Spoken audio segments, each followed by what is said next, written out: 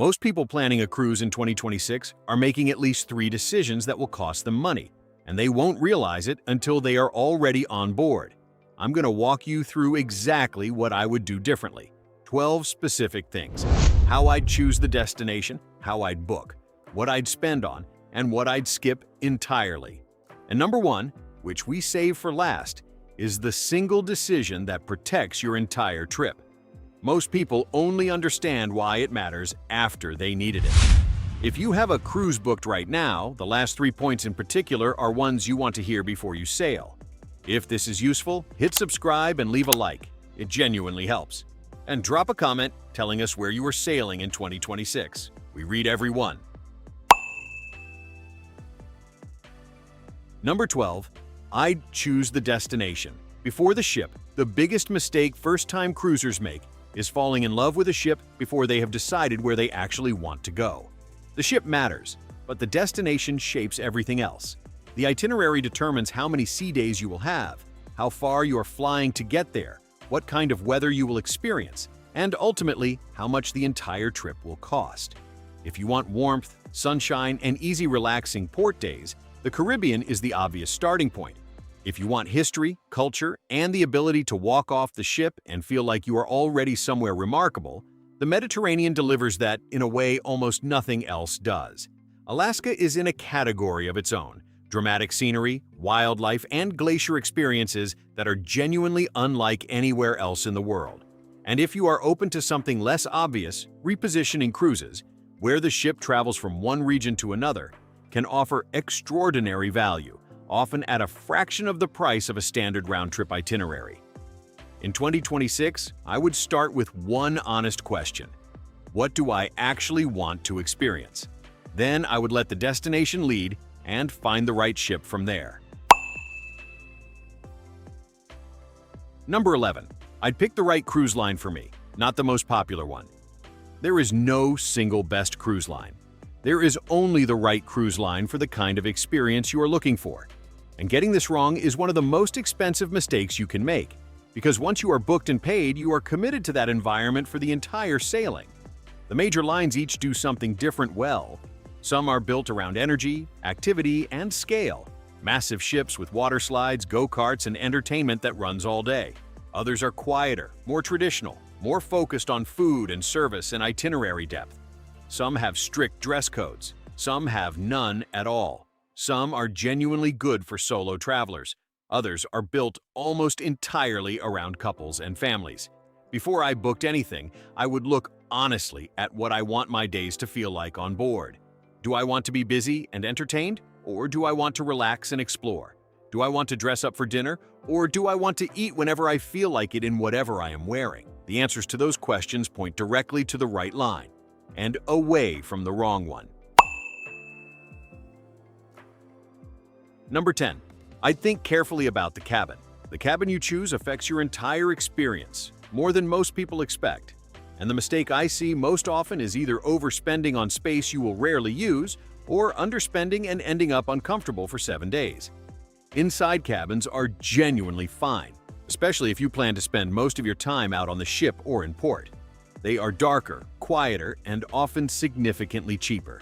If the budget is tight, an inside cabin on a longer cruise beats a balcony cabin on a shorter one almost every time. Balcony cabins are worth the upgrade when the itinerary earns it, somewhere like Alaska or Norway, where you will genuinely spend time standing on that balcony watching the scenery pass by. One thing I would always do in 2026 is check the deck plans carefully before booking. Look at what is directly above and below the cabin. A cabin under a nightclub or above a theater sounds fine until it is midnight and the music is coming through the ceiling. The information is available before you book. There is no reason to find out the hard way.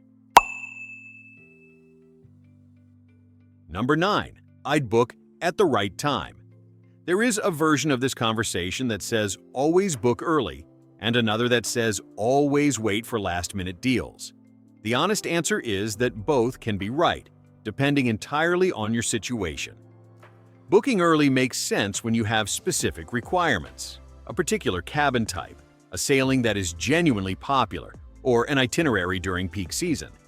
The further out you book, the more choice you have, and choice when it comes to cabins and dining times, and excursion availability has real value. Last-minute deals exist, and they can be genuinely good, but they come with real trade-offs. You give up cabin selection, you may not get your preferred dining time, and flights booked late often cancel out any savings you made on the cruise fare itself.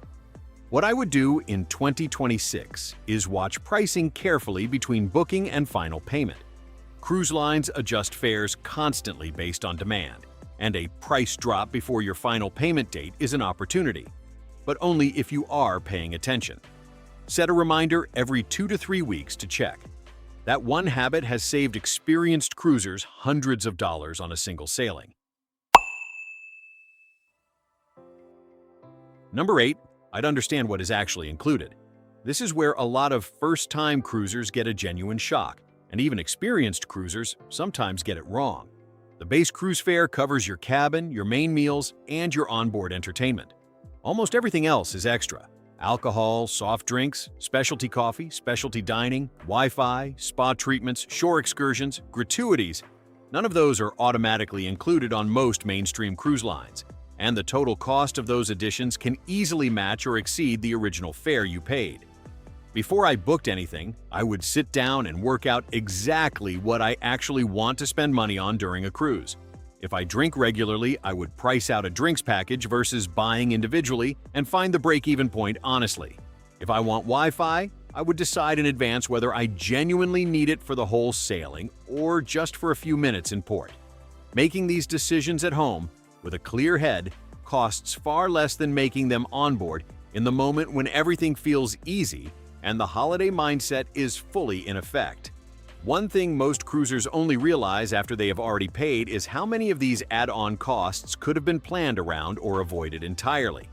Inside Cruise Navigator Pro, there are 2 free checklists you can download right away. The kind of resource that makes you wonder how you ever booked a cruise without them, which fees are avoidable, which packages are worth the math, what to confirm before the window closes. It is all in there. Link is in the description. Number 7. I'd plan shore excursions independently, most of the time. Cruise line excursions are convenient, they are well organized, and the ship will wait for you if the tour runs late. Those are real advantages, and I would not dismiss them entirely.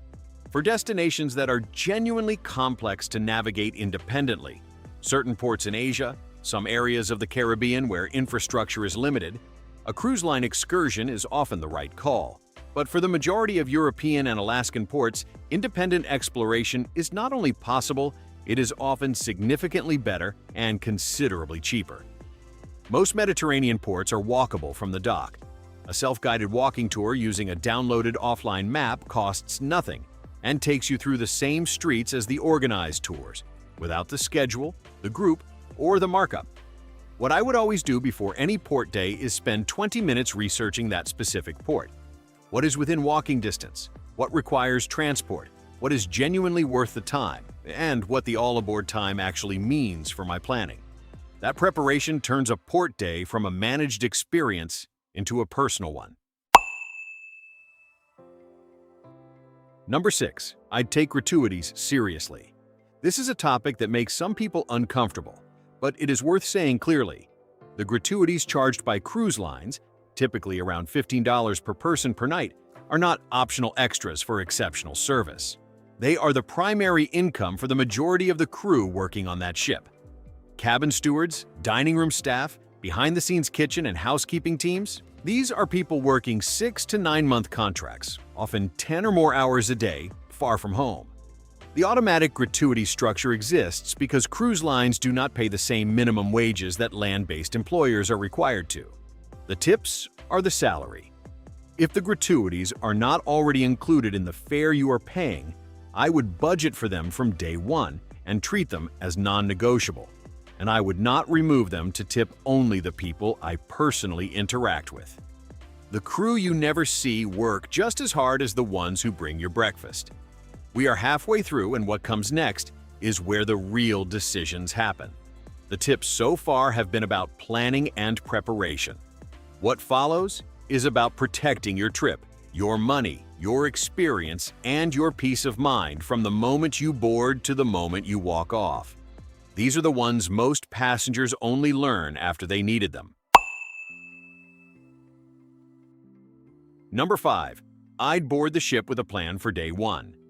Embarkation day is one of the most chaotic and most important days of the entire cruise, and most passengers waste the first 2 hours of it standing in the wrong line or fighting for a table at the buffet.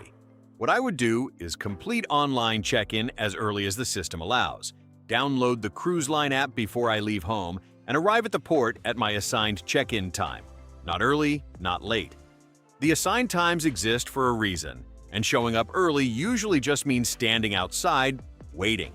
Once on board, the first thing I would do is not go to the buffet. Instead, I would find out if the main dining room is open for lunch. It almost always is, and it is almost always quiet. Then I would complete the muster drill immediately. Most lines now allow you to do the safety video through the app, which means you can check in at your muster station quickly and have the rest of the afternoon free while most other passengers are still waiting for their assigned drill time.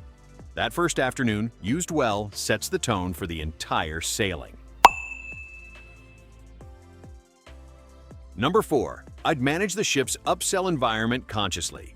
From the moment you board, a cruise ship is a carefully designed commercial environment. Specialty dining invitations, spa offers, photography packages, art auctions, beverage upgrades, jewelry promotions, all of it appears at specific moments during the sailing, timed and framed to feel natural and low pressure. None of it is accidental, and none of it is bad in itself. The question is whether you are spending because you decided to, or because the environment made it easy. What I would do before boarding is set a clear onboard budget, not a vague intention, but an actual number, and decide in advance which categories I am willing to spend on. Specialty dining once, yes. Spa treatment on a sea day maybe. Everything else, no. Having that decision made at home means I am not making it at the art auction with a glass of complimentary champagne in my hand. The passengers who leave a cruise feeling like they got excellent value are almost always the ones who decided what they wanted before they arrived, not in response to what was offered to them. Inside Cruise Navigator Pro, we have 2 free checklists that members say they cannot imagine cruising without. One specifically built around the pre-final payment review, so nothing slips through before that window closes permanently. If your sailing is coming up and you have not run your booking through a structured checklist yet, that is exactly where to start.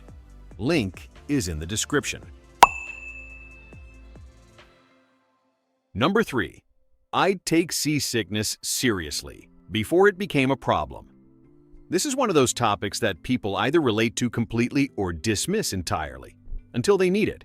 The reality is that even experienced cruisers can be caught off guard by unexpected weather or a stretch of open ocean that moves differently than they expected. If I had any history of motion sensitivity at all, I would not wait until I felt unwell to take medication. I would take it before sailing, while I still felt completely fine. The most effective approach is prevention, not treatment. Once seasickness takes hold, it is significantly harder to address. Cabin location matters too. A midship cabin on a lower deck is where the ship's movement is felt the least. High decks at the front or back of the ship amplify every wave. If this is a genuine concern, the cabin choice is worth spending a little more on. And if the sea does get rough, fresh air on deck, a visible horizon, bland food, and sleep are the most reliable tools available. Ginger-based snacks genuinely help for a lot of people. The worst thing you can do is stay below deck in a stuffy cabin and wait for it to pass. We are in the final stretch, and these last 2 are the most important points in this entire video. Number 2 then is about something most passengers get wrong on every sailing without ever realizing it. And number 1, the one we have been building toward, is the single decision that determines more about the quality and cost of your cruise than almost anything else. Stay with us. Number 2, I'd read my booking documents before final payment. Not after this, one sounds obvious. Almost nobody does it properly. When your booking confirmation arrives, it contains every detail of what you are paying for and what has actually been applied to your reservation. Onboard credit, cabin assignment, dining preference, promotional perks, package inclusions, all of it is in that document. And if something is wrong, the time to find it is before final payment, not when you are standing at guest services on embarkation day. After final payment, the cruise line's position is that your booking is confirmed and the terms are set. Disputes about missing onboard credit or unapplied promotions become significantly harder to resolve once that window has closed. Not impossible, but harder, slower, and more frustrating than they need to be. Before every sailing, I would spend 15 minutes reading through the confirmation document line by line, not skimming it, reading it. If something is missing or does not match what was promised, I would address it in writing before the deadline. That habit alone prevents the most common and most frustrating category of cruise disappointment. Number 1. I'd get travel insurance immediately after booking, not eventually. If you only take one thing from this entire video, make it this. Travel insurance is not an optional add-on you sort out a few weeks before you sail. It is a financial protection that only covers you fully when it is in place from the moment you book. If something happens between booking and departure, a medical issue, a family emergency, an unexpected reason you cannot travel, insurance bought after the fact does not help you. The medical costs alone make this non-negotiable. A medical evacuation from a cruise ship can cost hundreds of thousands of dollars. Treatment in the ship's medical center, which charges private rates, can reach thousands of dollars for issues that seem minor. If you are used to healthcare systems where costs are covered or capped, the exposure on a cruise ship is genuinely alarming if you are not insured. Insurance also covers missed ports, trip delays, lost luggage, and cancellations. It covers the situations you did not plan for, which is precisely when you need it most. Buy it the same day you book the cruise, not this week, not when the deposit clears, the same day. And read the policy so you know exactly what is and is not covered before you need to use it. That 15 minutes of reading could save you from a financial situation that no cruise memory is worth. If this video has made you want to go back and review your current booking, check your confirmation documents, verify your insurance, look at what is actually included in your fare. That is exactly what Cruise Navigator Pro is built to help you do. It is a structured community for cruisers who want more than general advice. Inside, members work through a step-by-step planning process that covers booking document review, insurance strategy, fee prevention, add-on decisions, and a pre-final payment checklist that walks through every line item in your reservation before the window to fix things closes. There is also a live Q&A where you can ask questions about your specific sailing and get a direct answer, usually within 24 hours. No long-term commitment. You come in, run your booking through the framework, ask what you need, and use what applies to your trip. The most common thing members tell us after joining is that they found something in their booking, a missing piece of onboard credit, an unapplied promotion, an insurance gap, that they never would have caught on their own. That is the difference between watching videos and having a system. If that is where you are right now, the link to Cruise Navigator Pro is in the description below. And if you want to keep building that protection right now, the next video to watch is this one: 15 cruise mistakes you must avoid on your first cruise. It picks up exactly where this one leaves off. And several of the mistakes on that list are ones that even experienced cruisers make without realizing it. It is right here when you are ready.